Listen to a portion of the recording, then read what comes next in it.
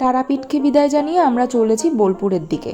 গাড়িতে উঠলেই আমার মুখটা এমন বাংলার পাঁচের মতন হয়েছে, সবসময় একটা আতঙ্কে থাকি, এই বুঝি অসুস্থ হয়ে পড়লাম। সেদিনের ওয়েদারটা ভালোই ছিল, আমি প্রথম থেকে ঠিকঠাকই ছিলাম, তবে শেষ রক্ষা আর করতে পারলাম না। এবারে বোলপুরে আমরা ভেতর দিকে একটু শান্ত নিরিবিলি কোনো জায়গায় থাকবো বলে ঠিক করে নিয়েছিলাম, তাই পাকা রাস্তা ছেড়ে চলে আসলাম মেঠো পথে। শরীর যতই খারাপ হয়ে পড়ুক, এত সুন্দর জায়গা দেখে কি আর নিজেকে আটকানো যায়? এখানের বেশিরভাগ হোটেলগুলো এখনো আন্ডার কনস্ট্রাকশন রয়েছে। বোলপুরে থাকার জন্য আমরা সেদিন এই ভার্সান রিজিয়ান নামের হোটেলটা নিয়েছিলাম। ভীষণ সুন্দর সাজানো গোছানো একটা পরিবেশ, আর তার সাথে আমরা যেমন চাইছিলাম ঠিক তেমনই শান্ত আর নিরিবিলি। আর একটু ভেতর দিকে হওয়ায় প্রাইসটা কিন্তু আমাদের অনেকটাই কম পড়েছিল। রুমের জানালা থেকে বাইরের দিকে একটু নজর দিয়ে দেখলাম চারিপাশটা সবুজে সবুজ। তোমরা দেখলেই বুঝতে পারছো জমিগুলো যেভাবে প্লট করা রয়েছে, হয়তো আর কিছু বছরের মধ্যে এখানে আরো অনেক হোটেল তৈরি হয়ে যাবে। হোটেলে পৌঁছে 5-10 মিনিট রেস্ট নিয়ে রেডি হয়ে বেরিয়ে পড়লাম সোনাঝুরির দিকে লাঞ্চের জন্য। দেখা হচ্ছে নেক্সট শর্টসে, টাটা।